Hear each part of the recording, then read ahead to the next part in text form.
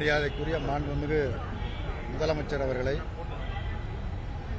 எங்களது கட்சியின் சார்பாக திருப்பூர் தொகுதிக்கு வேட்பாளராக நிறுத்தப்பட்டிருக்கிற தோழர் கே சுப்பராயன் அவர்களும், அதே மாதிரி நாகப்பட்டினம் தொகுதியினுடைய வேட்பாளர் வி செல்வராஜ் அவர்களும், மற்ற நிர்வாகிகளும், முன்னாள் தற்போதைய நாடாளுமன்ற உறுப்பினர் செல்வராஜ், தற்போதைய சட்டமன்ற உறுப்பினர் மாரிமுத்து உள்ளிட்ட மாநில நிர்வாகிகளும் முதலமைச்சர் அவர்களை சந்தித்து வாழ்த்துக்களை பெற்றோம். வாழ்த்துக்களை தெரிவித்திருக்கிறார்கள். வெற்றி உறுதி என தெரிவித்திருக்கிறார்கள். அதோடு கோவை, திருப்பூர், ஈரோடு, சேலம், மதுரை இன்னும் மற்றும் பல்வேறு பகுதிகளைச் சேர்ந்த சிறு குறு தொழில் செய்பவர்கள் மிக கடுமையாக பாதிக்கப்பட்டிருக்கிறார்கள் என்பது எல்லோருக்கும் தெரியும்.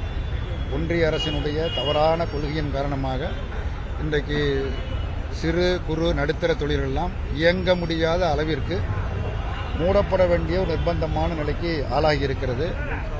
அது மின்சார நிலைக்கட்டணம் குறித்து மாண்புமிகு முதலமைச்சர் அவர்கள் பரிசீலித்து ஒரு நல்ல முடிவை எட்ட வேண்டும் என்று கோரியபோது மாண்புமிகு முதலமைச்சர் அவர்கள் அந்த கோரிக்கையை சங்க நிர்வாகிகள் எடுத்துக் கூறினார்கள். அதை ஏற்றுக்கொண்டு இப்பொழுது தேர்தல் அறிவிக்கப்பட்ட காரணத்தினால் இந்த நிலையில் எதுவும் செய்ய இயலாது. தேர்தல் முடிந்த பிறகு உங்கள் மன திருப்தி அடையக்கூடிய வகையில் நல்ல முடிவு எடுக்கப்படும் என்கிற உறுதியை மாண்புமிகு மாநில முதலமைச்சர் அவர்கள் தெரிவித்திருக்கிறார்கள். முதலமைச்சர் அவர்களுக்கு இந்த சிறு குறு தொழில் முனைவோர்கள் சார்பாக நன்றியை தெரிவித்துக் கொள்கிறோம். அதேபோல இன்றைக்கு தேர்தலில் என்னென்ன விதிமுறைகளை எல்லாம் பின்பற்ற வேண்டும் என்று தேர்தல் ஆணையம், பெரிய தேர்தல் ஆணையத்தினுடைய தலைவர் தேர்தல் தேதியை அறிவிக்கிற பொழுது எல்லாவற்றையும் குறிப்பிட்டு சொன்னார். அது எல்லா கட்சிகளுக்கும் பொதுவானது.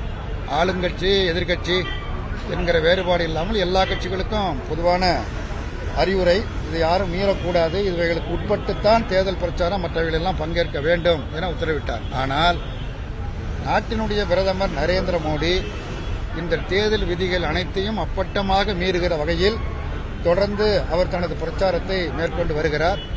குறிப்பாக கோயம்புத்தூரில் அவர்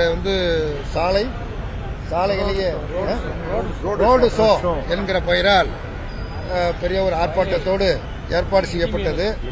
அவர்கள் எதிர்பார்த்தபடி, மோடி எதிர்பார்த்தபடி அல்லது பாஜக நிர்வாகிகள் எதிர்பார்த்தபடி பொதுமக்கள் யாரும் வரவில்லை. அதற்கு மாறாக பள்ளி குழந்தைகளை கொண்டு வந்து தெருவில் நிறுத்தி அவர்கள் வரவேற்பு கொடுப்பதைப் போல செய்திருக்கிறார்கள். இது அப்பட்டமான விதிமீறல் ஆகும். இது குறித்து நாங்கள் தேர்தல் ஆணையத்திடம் புகார் தெரிவிப்போம். இந்த புகாரின் மீது மோடியின் மீதும் பாஜக நிர்வாகிகள் மீதும் சட்ட ரீதியான நடவடிக்கை எடுக்க வேண்டும் என்று இந்திய கம்யூனிஸ்ட் கட்சியின் சார்பில் நாங்கள் வற்புறுத்தி கேட்டுக்கொள்கிறோம். இந்த தேர்தலை பொறுத்தமட்டில் ஒரு ஜனநாயக முறையில் எதிர்கொள்ள முடியுமா என்கிற அச்சப்பாடு தொடர்ந்து நிலவிக் கொண்டு வருகிறது.